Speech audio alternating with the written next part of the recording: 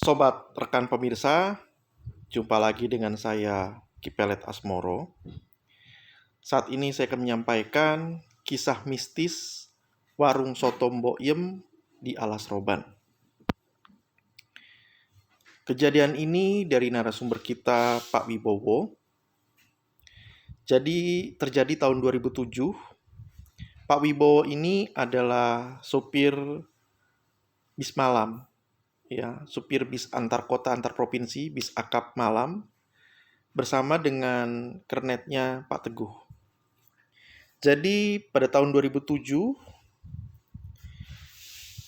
saat tengah malam, sekitar pukul 1.40-an dini hari, ya, Pak Wibowo sedang mengemudikan bis malam, bis akap jurusan Jakarta-Surabaya.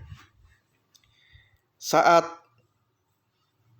memasuki Alas Roban, Pak Wibowo dan kernetnya Pak Teguh ya sudah merasakan lapar, dan mereka berencana sepakat untuk mencari warung nasi sekitar Alas Roban itu untuk makan, mampir makan.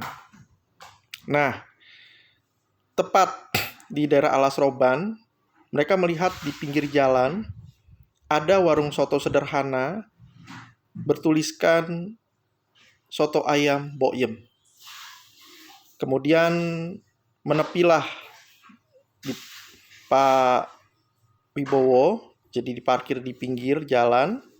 Lalu Pak Wibowo dan Pak Teguh minggir, turun dan makan, ya, menuju rumah makan soto Mbok Yem.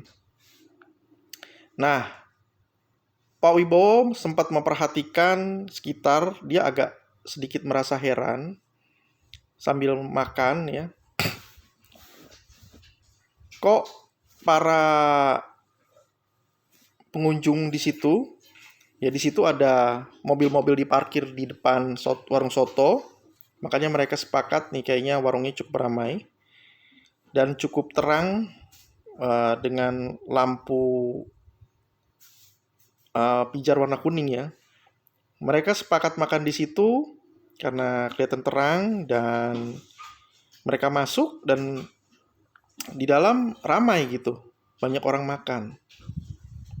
Nah, dirasa makanannya enak, ya, masing-masing mereka pesan satu mangkok dan satu gelas teh panas, teh hangat, ya, teh manis hangat.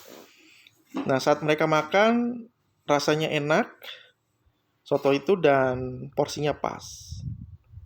Namun yang agak mengganjal Pak Wibowo saat dia melihat sekeliling dan merasakan tidak ada suara dentingan kalau orang nyendok makan di mangkok itu.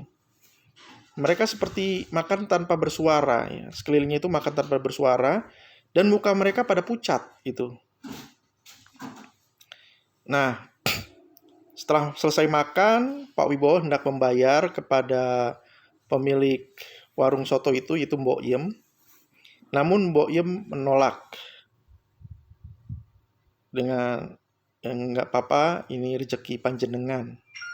Begitu kata Mbok Yem kepada Pak Wibowo. Karena nggak enak, Pak Wibowo hendak meninggalkan uang di meja, namun ditepis dengan halus dan pelan oleh Mbok Yem. Matur nuwun, hati-hati di jalan, kata Mbok Yem.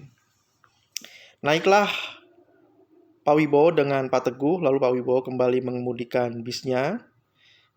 Sambil mereka mulai berjalan sekitar 50 meter, mereka menoleh ke belakang, kagetlah mereka. Ternyata setelah 50 meter dari lokasi, mereka menoleh ke belakang, warung itu sudah tidak ada. Demikian juga dengan mobil-mobil yang terparkir di depannya. Ternyata warung itu adalah jurang yang ditutupi oleh semak belukar. Jadi mobil-mobil depannya itu juga sudah nggak ada. Dan mereka diam sampai di Semarang. Nah, di sana mereka ada menanyakan kepada orang tua yang dianggap orang yang dituakan di terminal Semarang itu. Lalu orang yang tua yang dituakan itu menjelaskan bahwa memang pernah ada nama Mbok Yem. Dia berjualan soto, tapi orangnya sudah meninggal.